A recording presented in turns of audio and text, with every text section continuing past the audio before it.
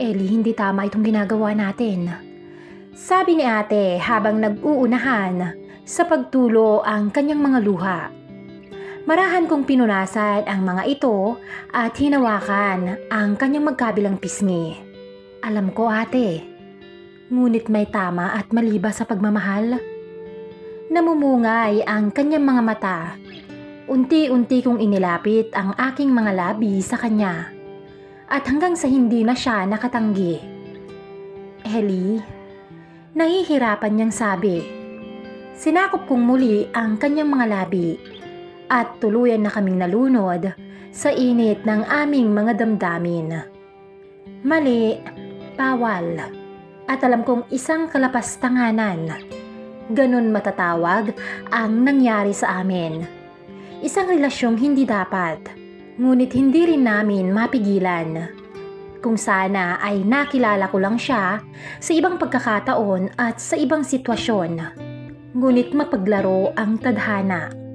At totoo, tuso ang ating puso. Magandang araw po sa inyong lahat. Tawagin niyo na lamang ako sa pangalang Ellie.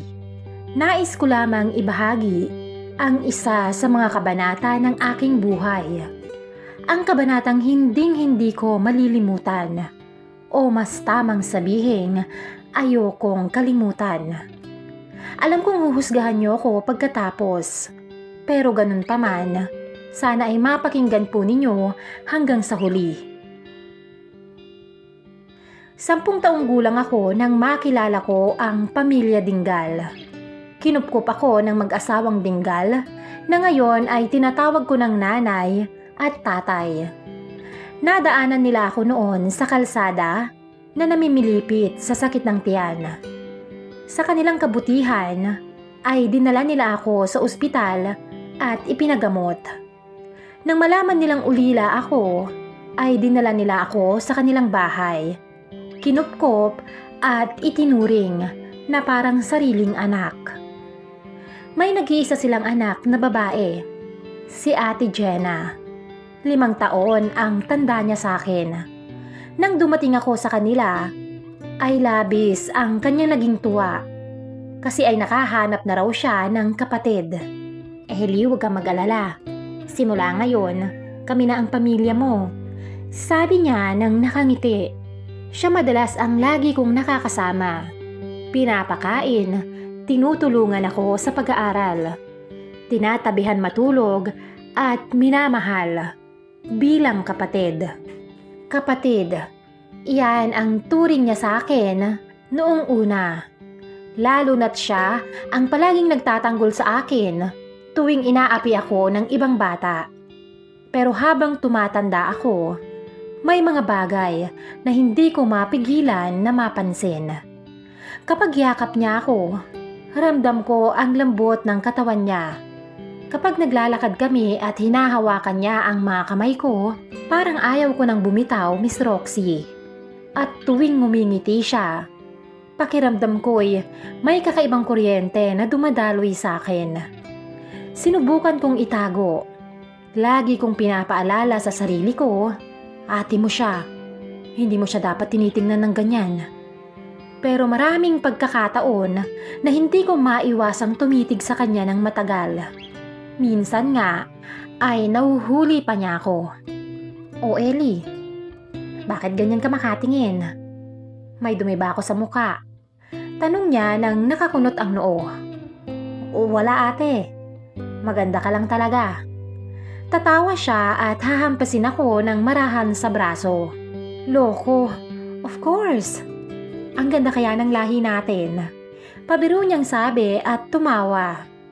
Ngunit sa loob ko, natutunaw na naman ako habang tinitingnan siyang tumatawa. At alam ko sa sarili ko, hindi pang kapatid ang turing ng puso ko sa kanya, kundi higit pa. Ikakasal na talaga ang aming unika iha. Maluhaluhang sabi ni nanay at niyakap si ate. Lumipas ang ilang taon at 21 na ako ng mga panahon na yon. Dumating ang araw ng kasal ni ate sa kanyang matagal ng nobyo, si Kuya Greg. Naroon ako, naka-Amerikana. Ngumingiti para sa kanya. Pero sa bawat yakap nila, sa bawat halik na nakikita ko, parang unti-unting dinudurog ang puso ko. Sinabi ko sa sarili ko noon na tapos na. Wala na akong karapatang damhin ang kahit na ano para sa kanya. Pagkatapos ng kasal nila, sumama na si ate sa bahay na inupahan ni Kuya Greg sa Maynila, malayo sa aming probinsya. Pinilit kong kalimutan ang kinikimkim kong pagtangi sa kanya, Miss Roxy. Ako'y nagpatuloy sa pag-aaral, pero kahit saan ako mapunta, kahit na anong gawin ko, dala-dala ko pa rin ang alaala niya, ang ngiti, ang halakhak, at lalo na ang manghaplos na siyang lalong nagpahulog sa akin. Sa loob ng 1.5 taon naming hindi pagkikita, dumating ang araw na muling magtatagpo ang landas namin. College na ako noon. Sa halip na mag-boarding house, inalok niya ako. Dito ka na lang tumira sa amin, Ellie, para hindi ka na mahirapan sa biyahe. At least, may kasama ka pa. Parang simpleng alok lang yon mula kay Ate Jenna. Pero para sa akin, iyon ang pagbabalik ng lahat ng matagal ko nang itinatago. At sa unang gabi kong pagtulog sa bahay nila, ramdam kong bumalik lahat ng apoy na pilit kong pinatay noon. Hindi na ako bata. Isa na akong binata ngayon. Ngunit siya pa rin ang babaeng lihim kong minahal, nang higit pa sa isang kapatid. Paglipat ko kina Ate Jenna at Kuya Greg, parang bumalik ang dati naming samahan. Pero iba na ngayon, Miss Roxy. Hindi na ako ang batang kayang i-distract ng laruan o simpleng kwento. Isa na akong binatang kayang makaramdam. At lalo ko yung naramdaman sa tuwing nasa paligid si Ate Jenna. Unang araw ko pa lang noon, abala siya sa kusina habang ako'y nakaupo sa mesa. Napansin ko na ang paborito kong ulam ang niluluto niya. Hindi ka pa rin nagbabago, Ellie. Nakangiti niyang sabi habang hinahain ang pagkain. Mahilig ka pa rin sa ginataang gulay. Napangiti ako sabay kamot sa batok. Oo, pero ate, ang galing mo pa rin magluto ha. Kahit si nanay, walang panama sa mga luto mo. Napatawa siya sa sinabi ko. Naku, isusumbong nga kita kay nanay. Patay ka doon sigurado. Napakamot na lamang ako sa aking ulo. Sabay napatawa. Baka hindi na ako pauwiin nun. Kaya nga, buti na lang at mahal kita. Kaya sikreto lang natin yon. Natatawa siyang nakapamewang. Napatingin ako sa pagkakatayo niya. Nakasuot lang siya noon ng simpleng short at maluwag na t-shirt. Casual lang. Pero para sa akin, sobrang ganda niya, Miss Roxy. Kinagabihan, habang nanonood kami ng TV sa sala, napansin kong madalas siyang tumitig sa akin. Nahuli ko siya minsang nakatingin ng matagal. Agad naman siyang umiwas. O ate, ibabalik ko naman ang tanong mo sa akin nung nakaraan. Ba't ka nakatingin sa akin? May dumi ba ako sa muka? Biro ko sa kanya. Kahit kumakabog ang dibdib ko. Ha? Wala ah. Mabilis niyang sagot pero halatang namula ang kanyang mga pisngi. Saka, bakit kita tititigan? Para kang tanga. Ngumiti ako at bahagyang lumapit. Baka kasi, namimiss mo lang ako. Natigilan siya saka biglang natawa. Ikaw talaga, Ellie. Para ka pa ring bata. Pero ramdam ko, Miss Roxy, may kakaiba sa paraan ng pagtawa niya. May init sa titig na kahit pilit niyang tinatago, ramdam kong may kakaiba rin siyang nararamdaman. Sa mga sumunod na gabi, nagsimula ng maging madalas ang mga ganitong eksena. Yung simpleng tinginan, yung biro na may halong lambing, at yung mga ngiti na parang may ibang kahulugan. Ngayon ko napatunayan na kailanman hindi nawala ang nararamdaman ko sa kanya simula pa lang. Araw ng Sabado noon, at wala akong pasok sa university na pinapasukan ko. Nasa bahay lang kami ni ate. Mag-iingat ka riyan, love. Huwag mo akong alalahanin dito. Kasama ko naman si Ellie. Rinig kong sabi ni ate sa kanyang cellphone. Paniguradong si Kuya Greg ang kanyang katawagan.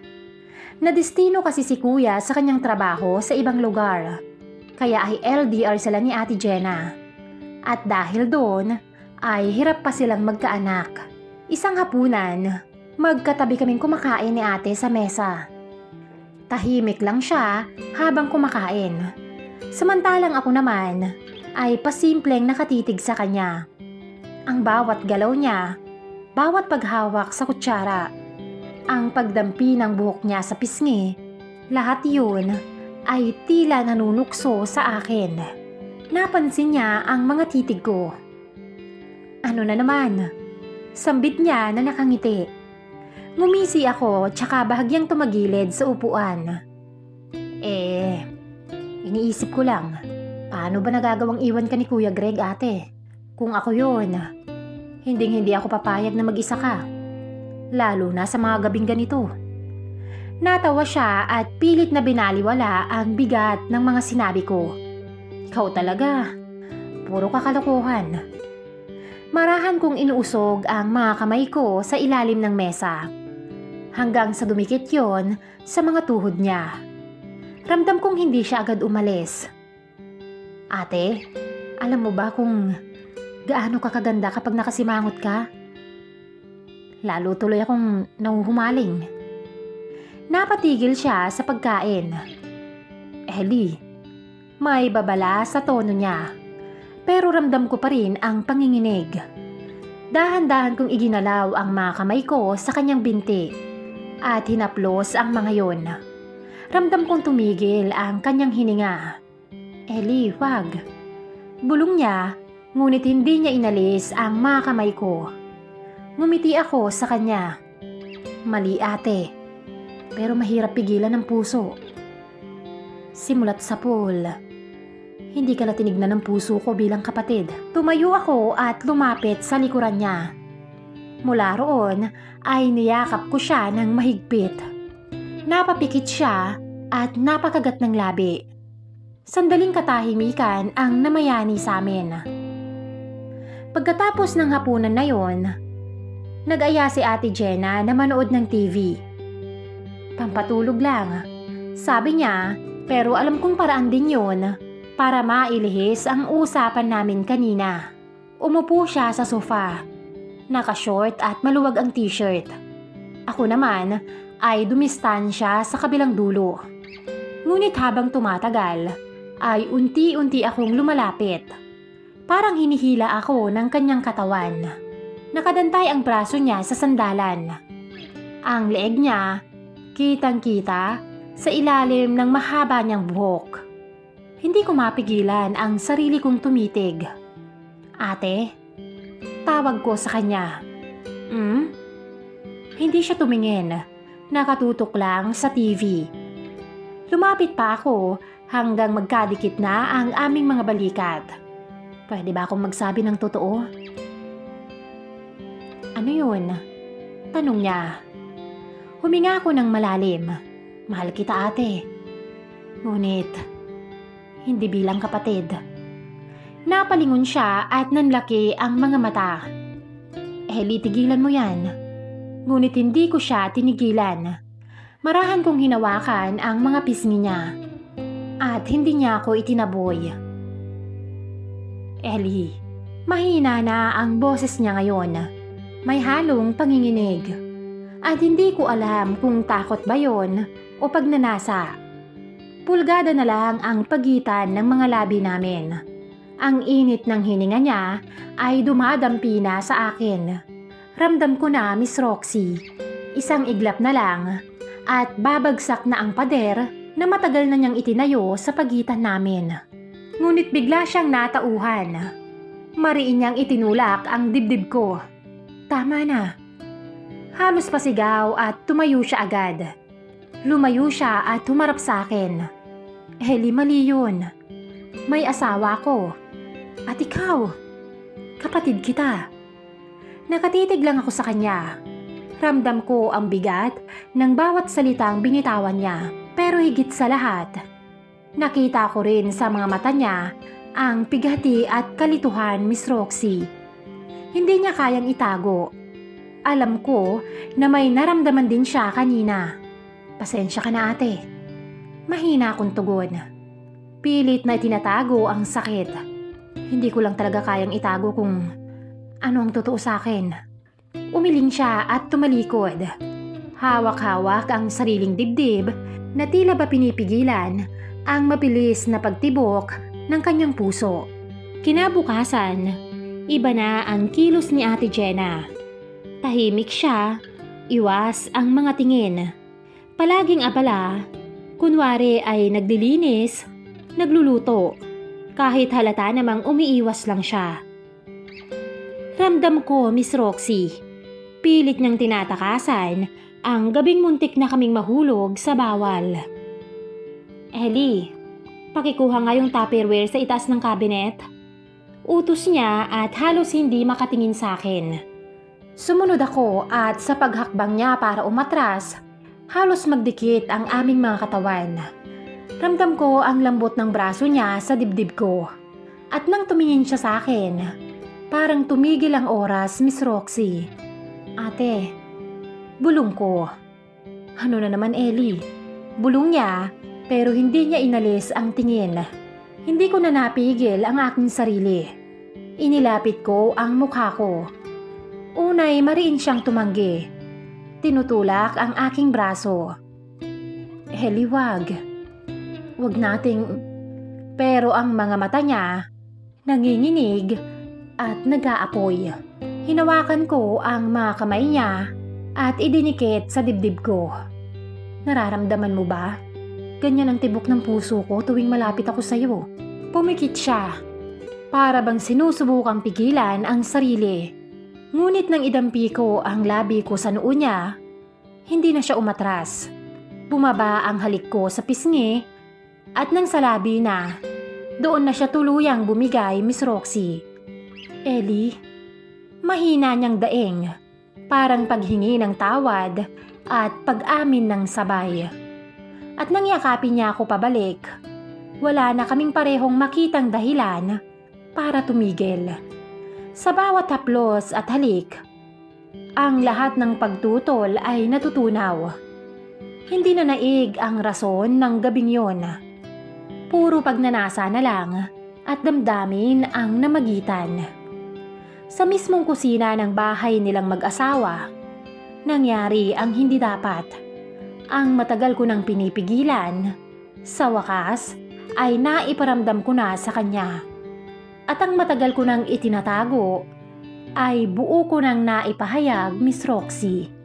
Pagkatapos ay magkahalong katahimikan at bigat ang bumalot. Huminga siya ng malalim, pinunasan ang mga luha na hindi niya na malayang dumaloy. Ellie, Diyos ko, anong nagawa natin?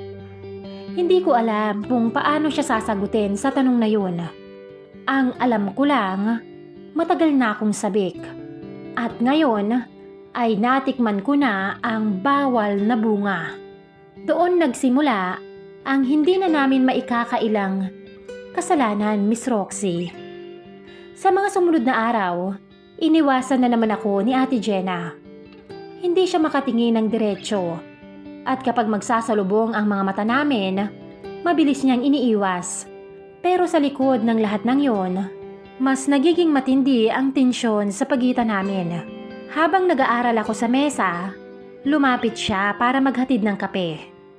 Nang ilapag niya yon sa tabi ko, hindi ko napigilang hawakan ang mga kamay niya. Ellie, wag. Mabilis niyang bulong.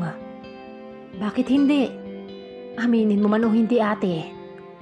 Alam kong pareho tayo ng nararamdaman. Napapikit siya. At bago pa siya makasagot, dahan-dahan kong hinaplos ang braso niya paakyat sa balikat. Napalunok siya ng malalim. At sa halip na lumayo, lalo pang napalapit. Pero mali ito. Bulong niya muli. Ngunit sa pagkakataong yun, parang hindi na sigurado sa mga sinasabi. Kaya't nang igapos ko siya sa yakap at muli ko siyang halikan, wala na siyang naging pagtutol, Miss Roxy. Sa halip ay gumanti siya.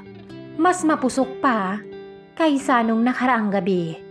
Mabilis ang bawat paggalaw namin. Hanggang sasabay na naming marating ang rurok. Bawat ganti niya ay patunay na hindi lang ako ang nauuhaw sa bawal na apoy na yon. Sa mga dumating na linggo, naging lihim na parte yon ng aming buhay. Sa tuwing may pagkakataon, lagi kaming nauuwi sa parehong pagkakamali. At ang pinaka hindi ko malilimutan ay sa mismong kwarto kung saan nakasabit ang mga alaala ng kasal nila ni Kuya Greg. Ellie, anong ginagawa mo? Gulat niyang sabi nang bigla akong pumasok sa loob ng shower sa kanilang kwarto. Sabay na tayo. Pilyo kong sabi. May pag-aalinlangan sa kanyang mukha, ngunit ang mga mata niya ay katulad ng sa akin. Nag-aapoy. Tinitigan ko ang kanyang kabuuan. Lumapit ako at umatras siya. Hanggang sa tumama ang likod niya sa pader.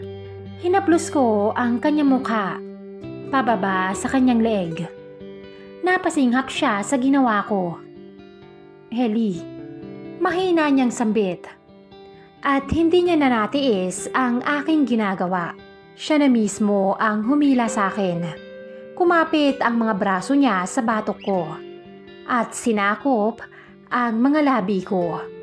Iyon ang hudyat na hinihintay ko. At muli ay nilamon na naman kami ng aming mga damdamin. Matapos ang naging tagpo sa shower, nakahiga kami sa kama nilang mag-asawa. Ellie, tingin mo ba ay kaya pa natin itong pigilan? Mahina niyang sabi. Hinaplos ko ang mga pisngi niya. Tinitigan siya ng buong tapang. Hindi ko rin alam, ate. Pero isa lang ang sigurado ko. Matagal na kitang mahal. At kahit anong mangyari, hindi ko na yata kayang itanggi yun. Napaluha siya. Pero sa halip na lumayo, mas lalo siyang lumapit. Doon ko napatunayan, hindi na ito basta pagkakamali lang. Hindi ako lang, Miss Roxy. Pareho naming gusto. At hindi na kayang patayin ng kahit na anong guilt o pagsisisi. Isang hapon habang nasa sala kami, nakaupo siya sa aking mga hita. Ang halik namin ay gutom at mapusok. Para bang iyon na lang ang natitirang hangin na kailangan naming hingin para mabuhay. Hindi ko na kayang tigilan. Daing niya habang mahigpit ang kapit sa aking mga braso. Hindi namin narinig ang pagbukas ng pinto. Hindi rin namin narinig ang boses mula sa labas. Ang tanging narinig na lamang namin ay ang malakas na tunog ng kung anong bagay na bumagsak sa sahig. Ellie, Jenna, parang kidlat na dumaan sa katawan ko ang lamig. Agad kaming nagkahiwalay. At paglingon ko, naroon si nanay. Nakatayo sa may pintuan, nakatakip ang mga bibig. Nanginginig at punong-puno ng luha ang mga mata. Nay, halos hindi ko mailabas ang boses ko. Si Ate Jenna ay namutla. Agad nagtakip ng sarili. Nay, magpapaliwanag po ako. Sambit niya. Maipapaliwanag mo? Halos pasigaw na tugon ng nanay. Anong klaseng kapatid ka, Jenna? At ikaw, Ellie. Ikaw na anak kong inalagaan ko mula nung 10 taon ka. Ganyan ang isusukli mo? Pareho kaming napayuko ni ate. Wala kaming naisagot. Ramdam ko ang pagbalot ng hiya. Parang bumagsak ang lahat ng pader sa paligid namin. Ginawa kitang anak, Ellie. Itinuring kang kapatid ni Jenna. Tapos, ito ang gagawin nyo? At sa mismong bahay nyo pa ng asawa mo, Jenna. Nanginginig at puno ng luha ang mukha ni nanay. Halatang pinipigilan ang sarili. Nakakadiri ang mga ginagawa ninyo. Nakakahiya kayo. Nay, mahal ko siya. Mahina akong sabi. Napalingon sa akin si Ate Jenna. Punong-puno ng takot. Pero si Nanay, mas lalong nagalit. Mahal? Iyan ba ang tawag mo sa kasalanan ninyo? Nay, hindi ko rin ginusto. Hindi ko alam kung paano nangyari. Nanginginig at lumuluha ring wika ni Ate Jenna. Pero bago pa siya matapos, isang malakas na sampal ang dumapo sa pisngi niya. Ikaw ang panganay. Ikaw ang babae. Ikaw ang may asawa, dapat alam mo yan. Galit na sigaw ni Nanay. Bago siya lumabas ng bahay nang hindi lumilingon. Walang naiwan, kundi ang malalalim naming buntong hininga at ang eko ng sigaw ng nanay sa bawat sulok ng bahay. Napagtanto ko, hindi lang pala kami nagkasala kay Kuya Greg, kundi sa pamilyang umampon at nagmahal sa akin simula't sa pool. Kinabukasan, hindi na kami halos magkatinginan ni Ate Jenna. Ang pagkakahuli sa amin ni Nanay ay parang sugat na hindi na maghihilom. Tahimik ang buong bahay. Bawat galaw ay puno ng bigat hanggang sa dumating muli si Nanay, dala ang isang maleta. Ellie, tawag niya sa matigas na tono. Magayos ka na ng gamit. Lilipat ka sa boarding house ng pinsan ko sa kabilang bayan. Doon ka muna titira habang nag-aaral. Nay, nanlumo ako. Gusto kong umayaw, Miss Roxy.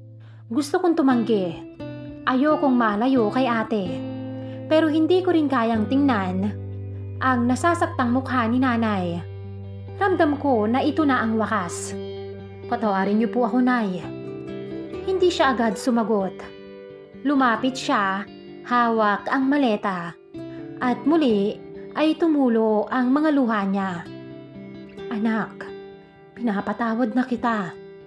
Pero hindi ibig sabihin na itutuloy niyo pa ang kasalanang to. Kung hindi kita ilalayo sa ate mo, mas lalo lang kayong malulubog. Lumingon siya kay Jenna na nakaupo sa sulok. Pulang-pula ang mga mata sa kaiiyak. At ikaw, Jenna, boses ni Nanay na puno ng sakit. Kung hindi mo titigilan ang kahibangan na to, ako mismo ang magsasabi kay Greg. Ayokong masira ang bubuin mong pamilya ng tuluyan. Nay, nanginginig ang boses ni ate. Nakaluhod na ngayon sa harap ni Nanay. Patawarin niyo po ako. Hindi ko rin alam kung paano ko nadala. Pero mahal ko rin siya. Mariing pumikit si Nanay. Tila ba tinutusok ng bawat salita.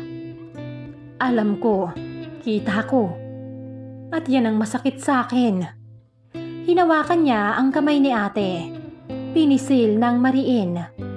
Pero hindi lahat ng pagmamahal ay tama, anak. At hindi lahat ng damdamin dapat niyong sundin. Lumapit ako, halos hindi ko alam kung paano haharapin ang sitwasyon. Nay, Ate Jenna. Agad siyang lumapit sa akin. At sa gitna ng lahat ng galit at puot, niyakap niya ako. Ellie, anak. Mahal kita. Hindi kita itatapon. Pero kailangan kitang ilayo. Pero kung mahal mo rin ang ate mo, hahayaan mong matapos na ito dito. At hindi nagagawa ng kahit na ano pang paraan. Humagulgul ako sa dibdib niya, Miss Roxy. Ramdam ko ang tibok ng puso niyang kahit sugatan, nananatili pa ring ina. Paglingon ko, nakita ko si Jenna. Nakahawak ang dalawang kamay sa bibig. Luha ang nakatitig sa akin. Para bang gusto niyang sumigaw at humabol. Pero pinipigilan niya ang kanyang sarili. Lumapit ako sa kanya. At kahit nanginginig, niyakap ko siya sa huling pagkakataon. Kahit saan ako mapunta, ikaw ang unang babaeng nagpatibok ng puso ko. Sumagot siya sa nanginginig na boses. Ellie, kung ibang buhay lang, Sana pwede tayo. Pero tama si inay. Hindi sa mundong to. Nagtagal ang yakap namin. Puno ng sakit at init na kailanman ay hindi na dapat ulitin. At nang bitawan ko siya, alam kong iyon na ang huling beses na mararamdaman ko ang init ng kanyang mga bisig. Bitbit ang maleta ay lumabas ako ng bahay. Sa likod ko, ang iyak ni Ate Jenna at ang dasal ni Nanay na sana balang araw matutunan naming patawarin ang mga sarili namin. Dahil paano mo nga ba pipigilan ang puso kung ang pinakamamahal mo ay siya ring pinakabawal na maging sayo? Halos 3 taon na ang nakalipas mula nang nangyari ang kabanatang yon sa aking buhay. At hanggang ngayon, Miss Roxy, ay hindi ko pa muling nakikita si ate. Maging nung graduation ko ay wala siya. Tanging si nanay at tatay lang. Sabi ni nanay nung nakaraang buwan ay 2 buwan nang buntis si ate. Parang dinurog ang puso ko nang marinig yon. Ngunit masaya akong hindi ko nasira ang pamilya niya, Miss Roxy. At hindi ko nabigyan ng kahihiyan ang pagkatao niya. Aaminin ko, hanggang ngayon ay siya pa rin ang sinisigaw at hinahanap ng puso ko. Pero sana balang araw ay magawang tumibok nito sa iba para kapag muli ko siyang nakita ay magawa ko siyang tingnan sa mata at magawang tawagin ng ate bilang kapatid at hindi nang higit pa. Hanggang dito na lamang po. Lubos na nagmamahal, Ellie.